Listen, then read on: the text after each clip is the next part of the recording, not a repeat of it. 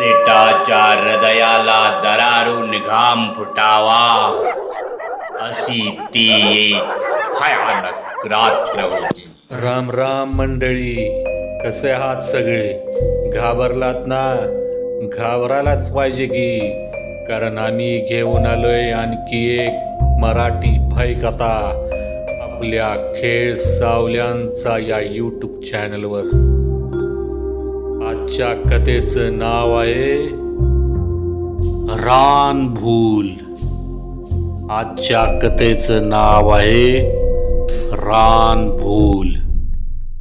चला तर मग वेळ न घालवता सुरू करूया आजची कथा रानभूल. आषाढ सरता सरता श्रावण लागायचं वेळ लागलं होतं. आबाळ पार भरून आलं होतं. संध्याकाळची वेळ असल्यामुळं उजेड कमी होऊ लागला होता. पावसाची संततधार सुरूच होती आणि काही क्षणातच मोठा पाऊस येणार होता. सूर्य कोंडल्यासारखा गर्द काळ्या ढगानं झाकला होता. मधूनच इजाचं लखलकाट आणि गडगडाट यामुळे वातावरण अजूनच गूढ होऊ लागलं होतं. लागणीचं काम आटपून शेतापलीकडचा वाट तुडवत रांगा आपल्या घरी जायला निघाला होता. मधनच एखादी वीज चमकायची आणि समोरचा रस्ता स्पष्ट दिसायचा. विचार करता करता रांगा स्वतःशीच बोलायला लागला. कुठनं बुद्धी झाली आणि गप्पा मारत बसलो सदाभाऊच्या वसरीवर. त्याला भेटायला आणि बोलायला मिळावं म्हणून गेलो खरा आणि गप्पाच रंगल्या. लयच उशीर झाला आणि आता घरी परतायला ही वेळ आली. त्यात ह्यो पाऊस थांबायचं नाव घेना. काळोख घट्ट होया लागला. बर सूर्य कल्ल्यावर या वाटनं कुणी जाय करत नाही. त्यात ह्यो चिकुल. चालता चालता मोठ्या आशेनं तो कृष्णाच्या शेताजवळ थांबला आणि इकडं तिकडं निहाळाला. त्याच्या शिवारात बैलजोडी आणि गडी माणसं दिसत नव्हती. म्हणजे तो सुद्धा निघून गेल्याची खुणगाट रंगानं आपल्या मनाशी बांधली आणि झपाझपा पावलं टाकत तो गावाच्या वाटेला लागला. श्रीरंग, एक साधारण 25ला तरुण. सगळी त्याला रंगा याच नावानं हाक मारायची. शेती आणि 4 म्हशी हीच त्याची दौलत. सदाभाऊ म्हणजे गावातलं एक मोठं प्रस्थ, सज्जन आणि लोकाला मदतीचा हात देणारा माणूस. दरवर्षी न चुकता आषाढी वारी करत होता. तो वारी करून आल्यावर रोज संध्याकाळी त्याच्या घरी वसरीवर गावातली लोक आपली काम आटपून गप्पा मारायला आणि वारीच्या गमती जमती ऐकायला जमायची. त्या दिवशी रंगासुद्धा शेताचं काम आटपून निघाला होता. वाटत सदाभाऊचं घर लागलं आणि तो भाऊला भेटायला थांबला. तशा गप्पा रंगल्या. जरा वेळ गप्पा टप्पा झाल्या. सुपारी, पान, चुना, तंबाखूची देवाणघेवाण झाली आणि सुपारी कातरत बसलेल्या सूर्यानं त्याला हटकलं. ए रंगा, अरे येळ होतोय तुला. लय ढग जमा झालेत आणि पावसाचं लक्षण दिसतंय. तू निघ बाबा, काळूक होईल आणि उशिरा त्या वाटेनं कोण बी जात नाही. पटकन प्रसंग लक्षात येऊन रंगा जायला निघाला. तितक्यात सदाभाऊच्या बायकोनं आतून आवाज दिला, अहो चहा ठेवलाय. सदाभाऊनं रंगाला थांबवलं. अरे रंगा, चहा होतोय, पटकन घेऊन जा. रंगा बाहेर पाहत म्हणाला, भाऊ लय उशीर होईल. आता थांबलो तर परत कवा तरी बघू की. तसं भाऊ म्हणाला, अरे जाशील जर नीट, 5 मिनिटं लागतील चहा घ्यायला. तुझ्या वहिनीने एवढा केलाय तर थांबूनच जा जरा. 5 मिनिटात चहा आला आणि रंगासोबत सूर्यासुद्धा निघाला. सूर्याचं घर सदाभाऊच्या घराच्या 4 उंबरं टाकून पुढं होतं. सूर्यानं रंगाकडे तंबाखू मागितली आणि म्हणला, आता जाशील रे एवढं रान वलटून. रंगानं उत्तर दिलं, अरे जायच लागतंय. आई घरी एकटीच आहे, तात्या बी घरी नाही ती, आणि चरायला सोडलेली मसरं घरी परतले ती का नाही काय माहीतच नाही. सूर्या म्हणला, नाहीतर असं कर, आज माझ्या घरीच मुक्काम ठोक. 4 भाकऱ्या वाढवायला सांगतो मी बायकोला. तो रस्ता आत्ता ह्या वेळेला लय डेंजर आहे बाबा, सकाळी लवकर जा की घरी. रंगाने नाकारार्थी मान डुलिवली आणि म्हणाला, नको, आई काळजी करत राहील उगाच. मी निघतो. पटापटा पाय लावून चालवलं तर घरी येईलच लवकर. तो रस्ता म्हणजे शेतामधनं गावात जाणारा रस्ता. गाव तसं वरच्या बाजूला आणि शेती गावाच्या खालच्या बाजूला. रंगाचं घर थोडं रानाच्या जवळच्या बाजूला होतं. घराकडे जायची वाट रानातनच होती. ती वाट काय चांगली नाही, तिथं काहीतरी बाधा आहे असं गावकऱ्यांचं पूर्वापार मत होतं. आणि कोणच गावकरी त्यामुळं सूर्यास्तानंतर त्या वाटेनं जायचं धाडस करत नव्हतं. कृष्णाच्या शेतावरनं पुढं गेल्यावर रंगाचं घर अजून 2 फरलांग लांब होतं.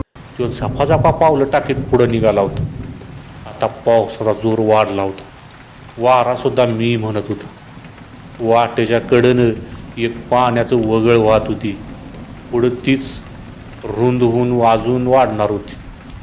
अंगावर इरलं घेऊन रंगा जात होता. काळोखाचं साम्राज्य हळूहळू घट्ट होत होतं. इतक्यात रंगाला समोर 2 डोळं चमकताना दिसलं आणि तो जरा चपापला. सगळ्या अंगातनं एक भीतीची लहर झळकून गेली. पुढं पाऊल टाकावं का नाही या गोंधळात असताना थोडी हीच चमकली आणि त्या उजेडात त्याला त्या चमकत्या डोळ्याचं काळं मांजर उडी मारून जाताना दिसलं. रंगाला जरा हायसं वाटलं. जीव भांड्यात पडला. संध्याकाळच्या वेळेला तो कधीसुद्धा या वाटेनं आला नव्हता. त्याला ते आठवत बी नव्हतं. संध्याकाळी ये जा करायची नाही या वाटेनं असा जणू अलिखित नियमच होता, गावानं घालून दिलेला.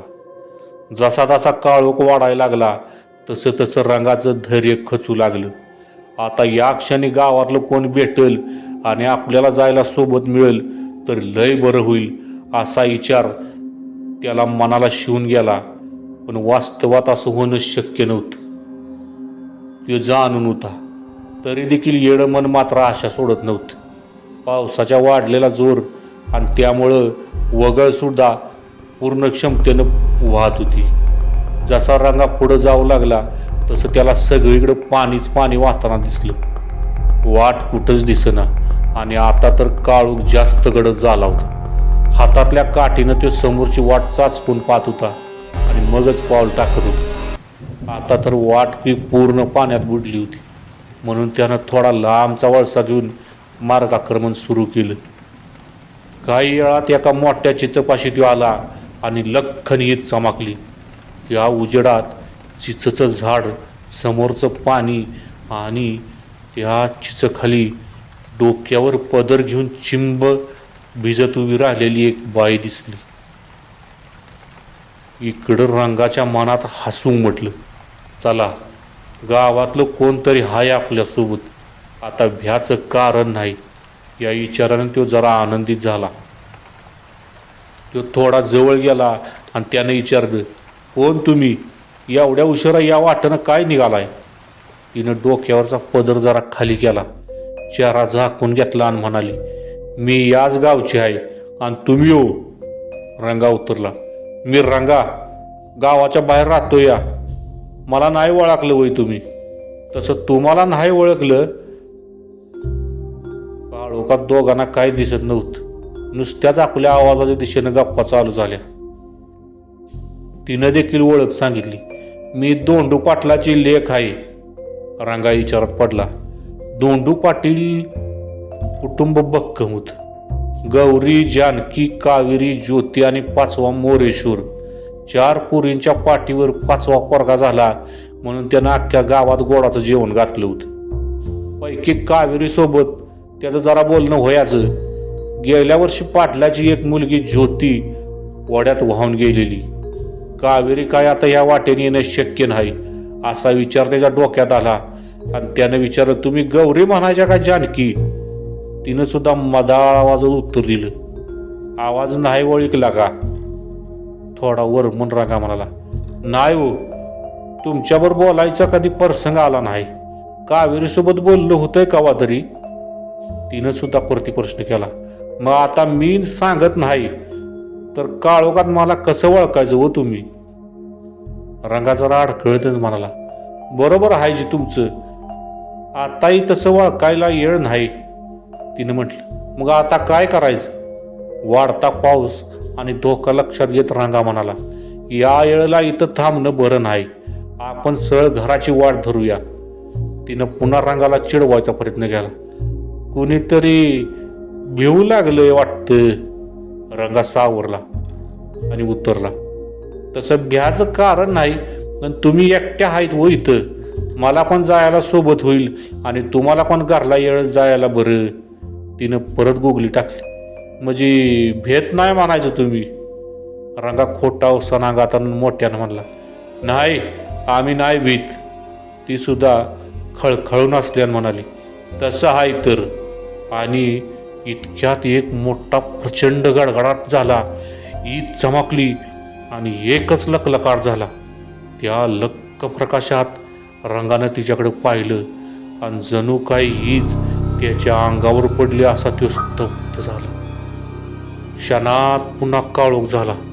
पावसाचा जोर वाढला. वारा सुद्धा यगानं वाहू लागला. रंगाचं डोळं मोठं झालं. चेहऱ्यावरचा आनंद पार पागळून गेला. घशाला कोरड पडली. पाय लटलटू लागलं आणि अकल्पित दृश्य कधी असं दिसलं याची कल्पना सुद्धा त्यानं केली नव्हती. भर पावसात त्याला भीतीनं घाम फुटला होता.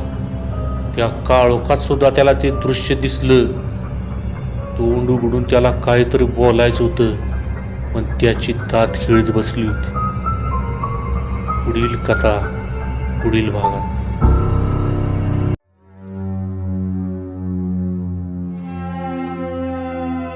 खेळ सावल्यांचा.